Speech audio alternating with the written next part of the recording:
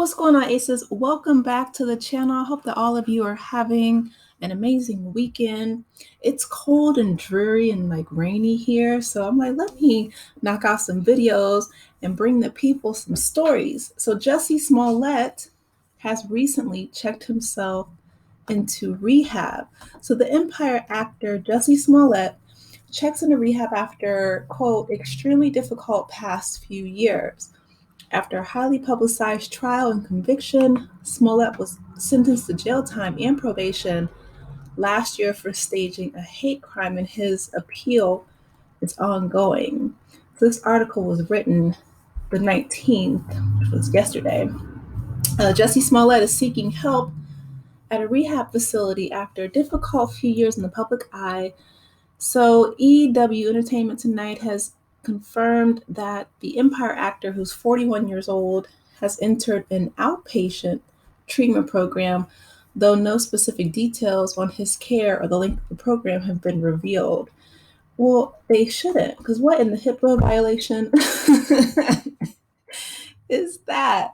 TMZ first reported the news, obtaining a statement from a representative for Smollett that said Jussie has had an extremely difficult past few years. He has been quietly working very hard for some time now. We are proud of him for taking these necessary steps. A representative for Smollett has declined to comment further. So he was known for playing the R&B musician in The Middle Son, Jamal Lyon, on the Fox series Empire, which ran from 2015 to 2020. And Smollett has kept a low profile since being sentenced to jail time and probation last year for staging a hate crime. The winding, highly publicized case dates back to January 2019 when Smollett, who was a gay black man, told Chicago police that two men attacked him, yelled racist and homophobic slurs, and poured an unknown chemical substance on him and wrapped a rope around his neck. A month later, prosecutors charged Smollett with filing a false report. The charges were dropped in March 2019, but then Smollett was indicted again on similar charges a year later. Okay, I would have a question about that, because wouldn't that be double jeopardy if this wasn't like a different case?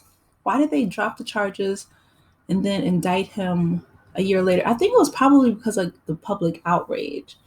Prosecutors maintain that Smollett orchestrated the attack with the two men, brothers, who have testified that the actor paid them to do so to gain publicity.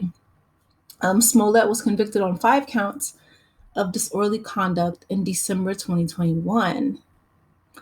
The following March, Smollett was sentenced 30 months of felony probation, with the first 150 days to be served in county jail.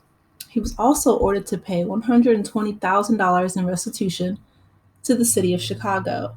A few days after his sentencing, an appeals court agreed to release Smollett, pending the appeal of his conviction, which is ongoing.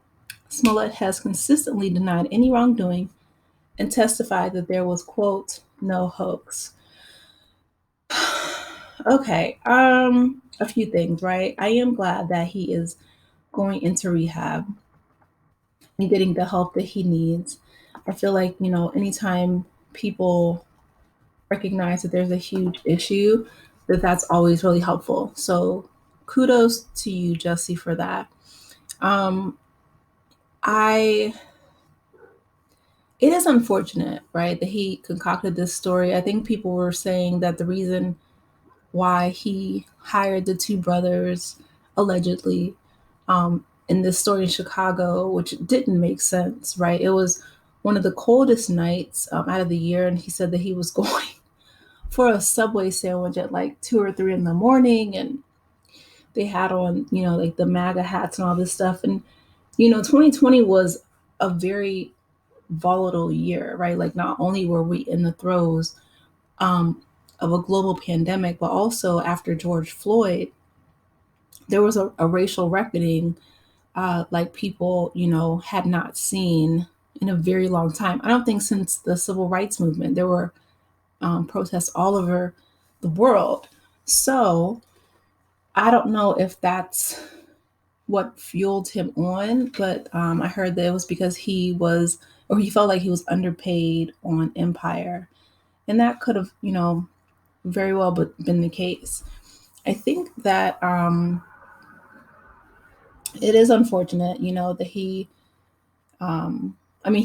maintains there's no wrongdoing, but the whole story and situation obviously has severely derailed his career. Like he could have just taken that money that he felt that he was being underpaid, and then been like, okay, left Empire and chose to do something else, right? Like you don't have to stay where you're undervalued or concoct some huge story, because unfortunately, as we know, that hate crimes are all too often, commonplace, not only within this country, but again, around the world. And similar to Carly Russell, I think the difference between Jussie Smollett and Carly Russell, I know a lot of people have compared the two. I feel like, I don't know, maybe I was wrong about Carly Russell. Because when I was on a great panel. Shout out to great gray hair diva. Her channel is amazing, and sometimes she invites me on her panel, and I love to be a part of that online community. But after giving it some thought, I realized that if Carly had the forethought to premeditate googling things about abduction, similar to Jussie, right? If he hired these two men, if he orchestrated all of this, to me, it's 100% wrong, and it speaks to mental illness, because rational people don't do those things. Yes, was it premeditated? Yes. Was it 100% wrong? Yes. Could it have been logical? Absolutely.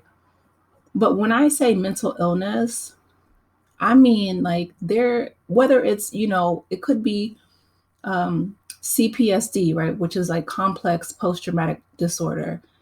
There's some root of a unhealed trauma or some kind of situation going on to where you would concoct this huge story, um, especially when there are so many other people who are suffering, who need the help of the police.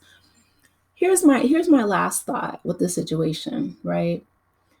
I'm not saying that it's not justified that Jussie Smollett and Carly Russell and others who waste the police's time should be, you know, held accountable. But let's give that same energy to all of the Karens out there who call the police on, Black and brown people just going about their everyday lives.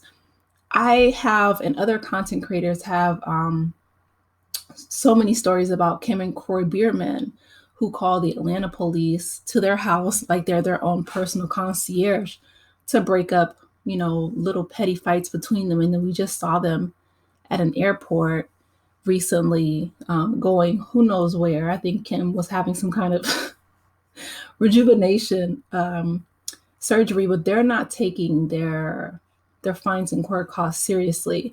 So I don't like to see, just one demographic of people so severely punished when others do the exact same thing or worse, and they're just given a pass. Like that to me is just the height of hypocrisy, discrimination, and bias. And it's so old because we're almost into the year 2024, and it's like, when are things going to change? So with Jussie Smollett, I'm definitely wishing him, all the best in his healing, his recovery.